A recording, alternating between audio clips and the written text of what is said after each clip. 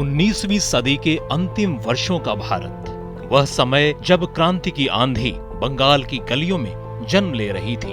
उस दौर में अंग्रेजी सत्ता के खिलाफ शब्द ही शस्त्र बन रहे थे और कलम की धार तलवार से कहीं अधिक पैनी होती जा रही थी। कहीं गुप्त सभाओं में आग उगलते पर्चे उछल रहे थे, तो कहीं रात के अंधेरे में ऐसे लेख लिखे जा रहे थे जो बरतानिया हुकूमत की नींव तक हिला देने की क्षमता रखते थे। यही वह दौर था जब एक भारतीय युवक ने अपने विचारों को विद्रोह का रूप दिया। उसके शब्द क्रांतिकारी घोषणाओं जैसे थे और उसकी दृष्टि समाज के सबसे गहरे अंधकार को चीर देने वाली थी। उसका घर वही था जहां से भारतीय आध्यात्मिक पुनर्जागरण की गूंज उठी थी। उसका परिवार वही था जिसने भारत को स्वामी विवेकानंद जैसा महामानव दिया। परंतु वह युवक भिन्न था। उसने संन्यास का मार्ग नहीं चुना, बल्कि प्रत्यक्ष संघर्ष और विद्रोह की राह पकड़ी। जहां एक ओर स्वामी विवेकानंद ने भारतीय आत्मा को जगाया, तो इस युवक ने समाज की संरचना, उसकी विषमताओं और ब्रिटिश सत्ता के शोषण पर गहन प्रहार किया।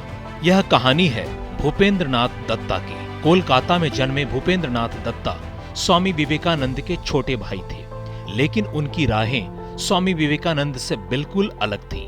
बचपन से ही उनमें विद्रोही तेवर थे। युवावस्था में वे युगांतर पार्टी से जुड़े और ब्रिटिश शासन के खिलाफ क्रांतिकारी साहित्य लिखने लगे। उनकी कलम से निकले शब्द युवा भारत के लिए हुंकार थे। अंग्रेजी हुकूमत ने उन्हें जेल भेजा, लेकिन जेल भी उनके विचारों को कैद न कर सकी। रिहाई के बाद वे विदेश गए और अमेरिका व जर्मनी में उच्च शिक्षा प्राप्त की।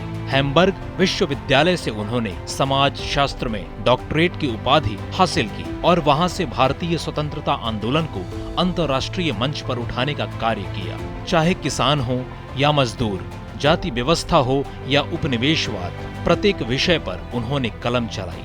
उनके ग्रंथ Swami Vivekananda, patriot, prophet, Indian culture and civilization आदि आज भी उनके चिंतन की गहराई का प्रमाण है।